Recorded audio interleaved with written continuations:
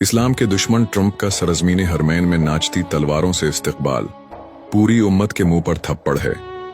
जिसके हाथ मासूम फिलिस्तीनियों के खून से रंगे हैं, उसे अपना मोहसिन बनाकर पेश किया गया। यह ज़मीर फरोशी नहीं तो और क्या है। नंबर 2, जिन औरतों को इस्लाम ने पर्दे का ताज दिया, वही औरतें उस काफिर से मुस्कुराकर हाथ मिला रही थीं।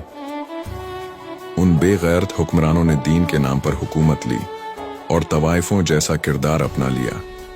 यह किसी इस्लामी मुल्क का मंजर नहीं, बल्कि शर्म का जनाजा था।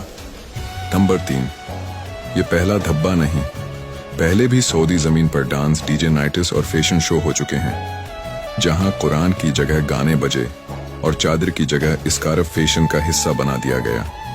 ये सरजमीन अब वही की नहीं, वाहियाती की अलामत बन रही है। नंबर 4, परचम पर कलमा लिखकर उसकी बेहरमती खुद करते हैं। इसी परचम को नाच, फहाशी और कुफार की गुलामी पर लहराते हैं। कलमे को सरकारी लोगो बना दिया, मगर उसकी रूह का जनाजा निकाल दिया। यह सिर्फ तौहीन परचम नहीं, तौहीन दीन है।